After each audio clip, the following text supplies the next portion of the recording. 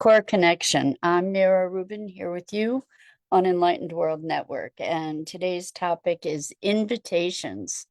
We have an ongoing invitation to engage with life at all different levels, and the invitation specifically today is to bring the light, and it should be a fun conversation. So before we get started, let's take a minute or two to get present. Let's take a deep breath in through your nose and hold it. And imagine clean, crisp oxygen flooding your lungs, flowing into your bloodstream, nourishing all your cells, all your organs, bringing vital life energy to your body and being. And as you exhale, exhale any tension, stress, negativity, fatigue. And now let's take another deep breath in through your nose and hold it. And this time, imagine brilliant, bright light lighting you up from the inside out, illuminating, electrifying, and energizing all your cells, your molecules, your electrons, creating a brilliant beam of light and energy from your heart out into the world. And as you exhale, exhale any remaining tension, stress, negativity, fatigue. And now let's press our palms together. Vigorously rub your hands together to feel the friction, the temperature, the pressure, the motion, the tickling and tingling when you stop. And allow all those sensations to bring you present right here, right now, into this remarkable physical form that enables us to experience life. Welcome, welcome, welcome. So, invitations. What if we were to view life as just a series of generous invitations? And the invitation specifically that we want to discuss this morning is bring the invitation to bring the light. So when we've all heard the saying, it's darkest before the dawn. When we have an experience of darkness. Oh, good morning, Rosalind. Welcome. So good to have you joining us this morning. We're talking about invitations to bring the light. So it's becoming clearer and clearer and clearer to me that one of the most impactful contributions we can make is to bring and maintain the light. And the times that it becomes most challenging are the times when it's most important. And in those times of those challenging moments, we are often made to believe that the darkness is winning or that the darkness is proliferating.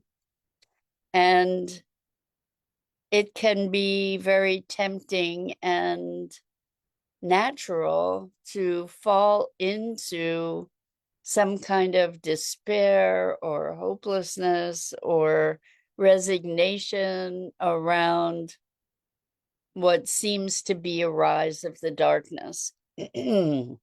But we can take that rather than falling into getting sucked into the vortex of that conversation, we can take that as an invitation and an opportunity to redouble the light.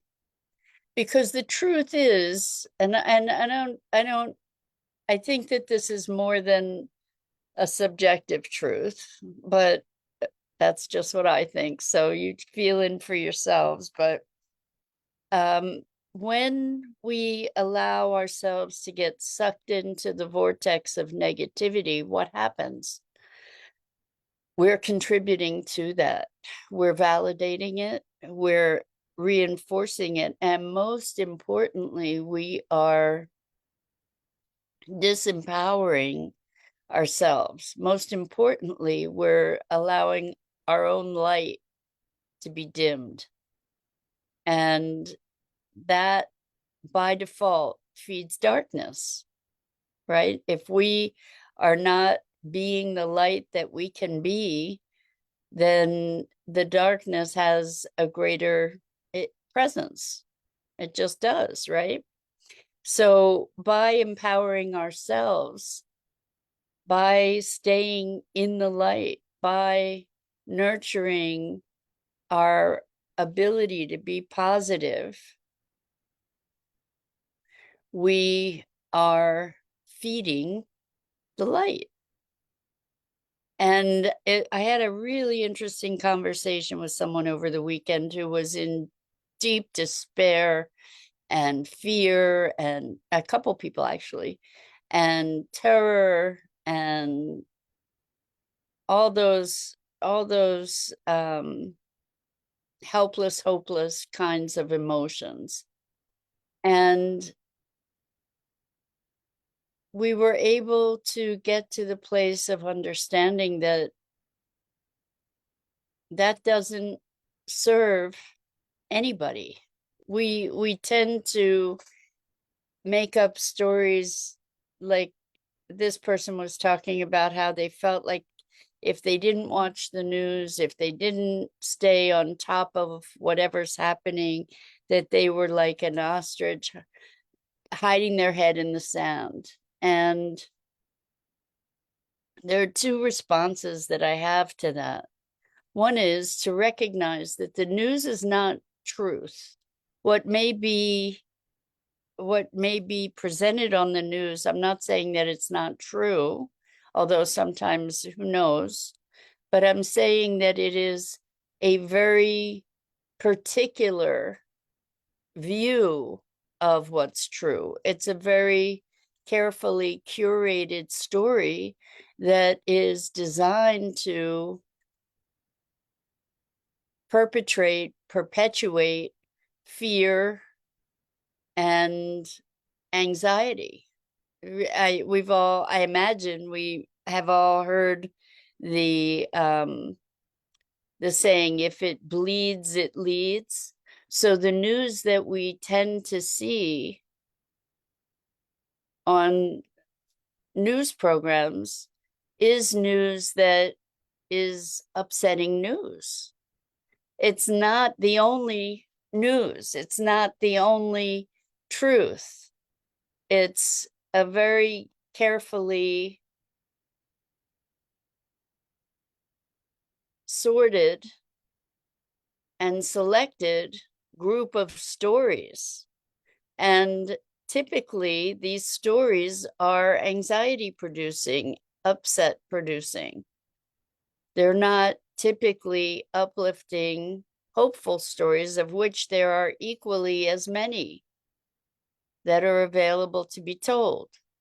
So that's to dispel the notion that if we're not watching the news, we're somehow not being responsible citizens. And we don't know what's going on in the world, because the news is showing us a very select segment of things that are going on in the world, where there's a huge range of things that aren't being shown on the news. So that's one thing. If we can watch the news with curiosity, to say, oh, I wonder, like, what's the perspective that's being promoted here? What's the vantage point that is being that is driving this information?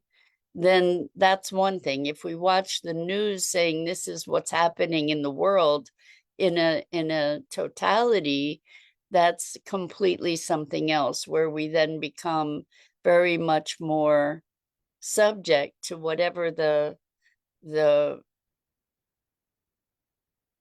vantage point is of the messaging, the underlying messaging. Okay, so what I'm talking about here is taking a meta perspective of the news as this generalized story that's being crafted and promoted versus something that is complete and whole and an accurate reflection of our reality. That's one thing. So this notion of not being responsible citizens if we don't watch the news, I think is rather limited and misinformed. Anyway, which is interesting because typically we would watch the news so that we could stay informed, right? But what are we being informed about? That's a big question, and it's an important question. And it's an important question that should guide our news sources as well, to say, where are we getting our information? So next is this notion of how the news affects us, because we often will watch the news and then get caught into this vortex of upset around the information we're receiving. And I likened it to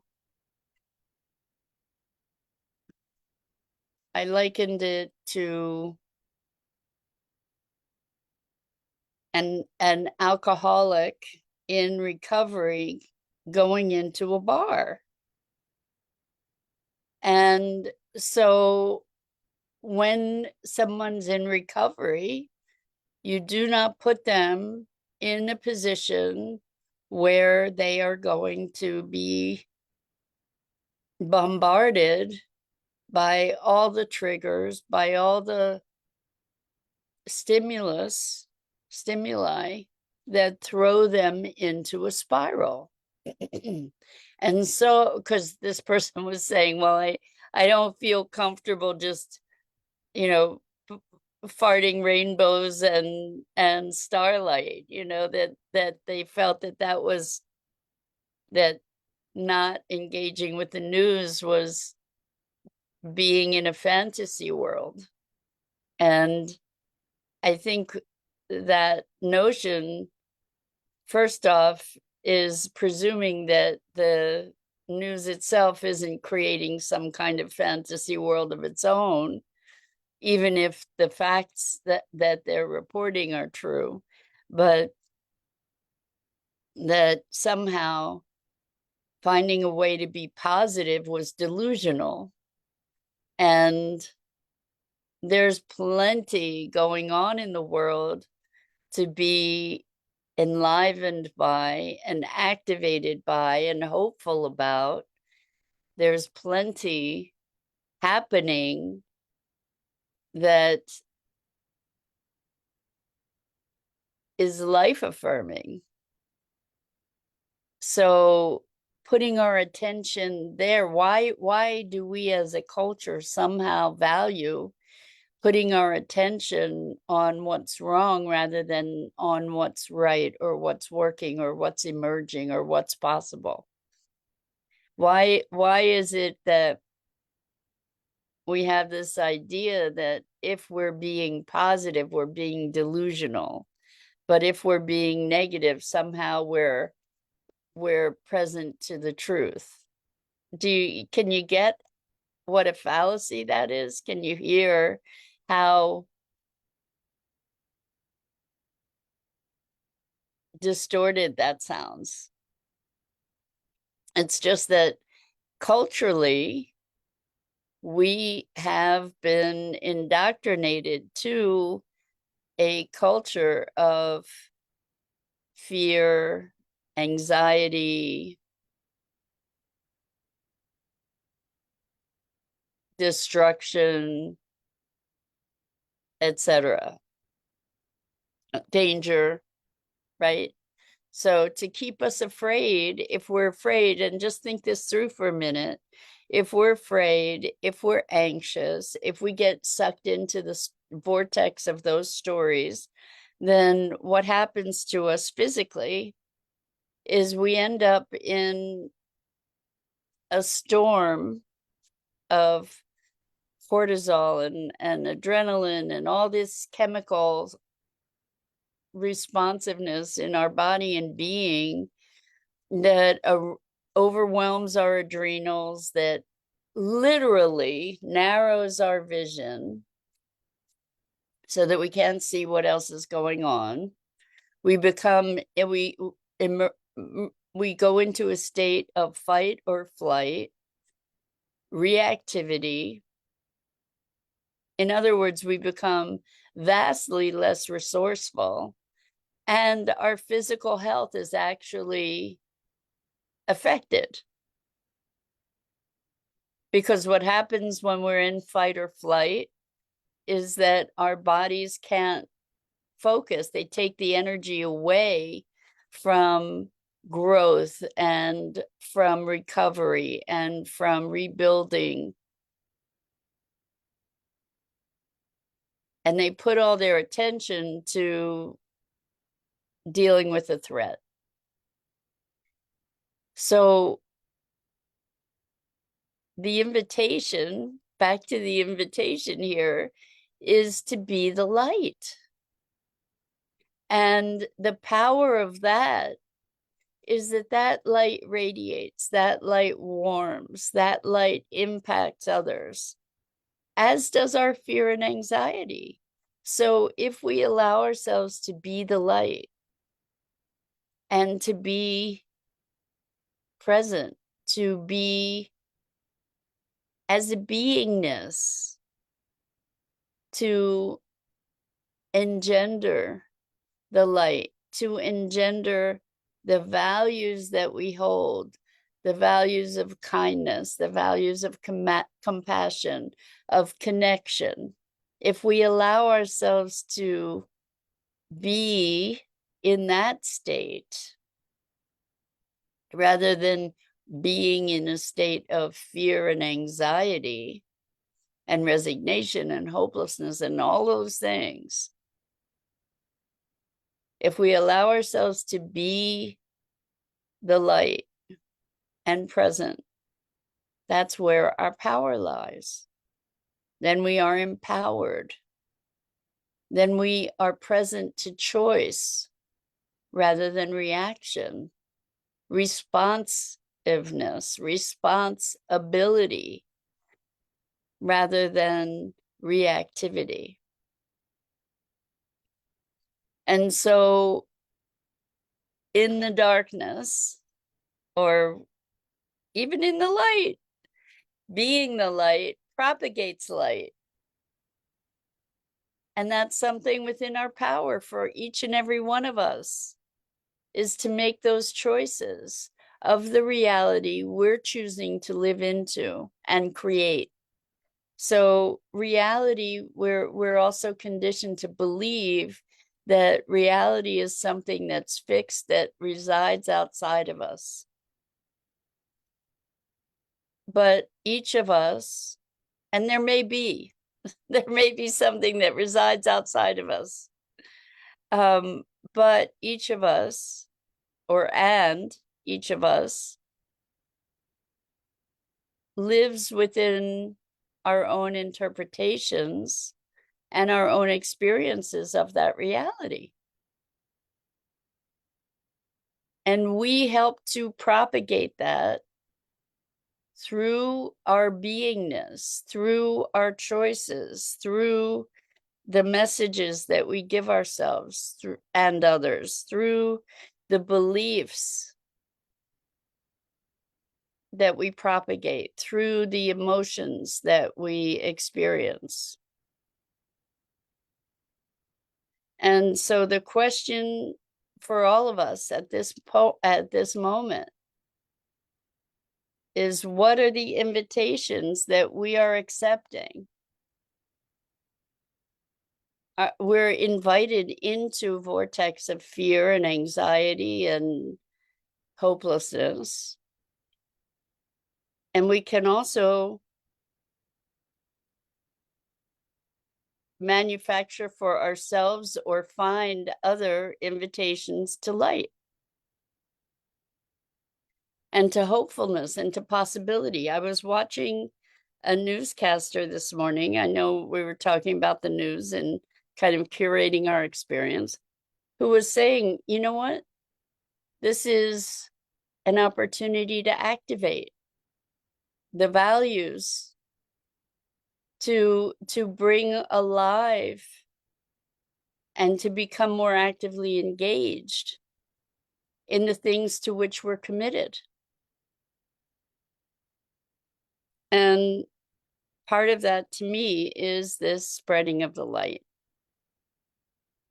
is this active engagement in creating the world that we want to see. It's not denial to recognize that every moment provides us with endless possibility. And yes, there are all kinds of things going on in the world, but we can engage with them in a multitude of ways. And we don't have to be subject to the way that other people are telling us how to engage with those things. We can generate, we can actually create, we can generate, we can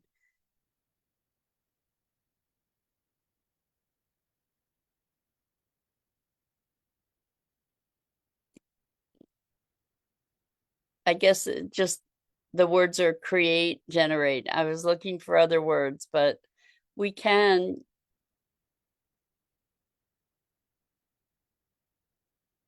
determine the quality of our experience and the quality of our presence and the quality of where we're putting our commitment, the quality of our commitment, and where we're putting those commitments. Because where we put our energy multiplies. So it's ever more important to be directing our energy in a way that is in alignment with our deepest commitments. Commitments to love, commitments to kindness, commitments to peace, commitments to potentials and possibilities and positivity. Not in a way of denial, but in a way of being. So let's bring the light. That's it for today. I'm Mira Rubin. This is the Core Connection, and I go live here each weekday morning at 9 a.m. Eastern on the Enlightened World Network Facebook page and YouTube channel. And I invite you to like, follow, and share Enlightened World Network and me. The links are in the chat.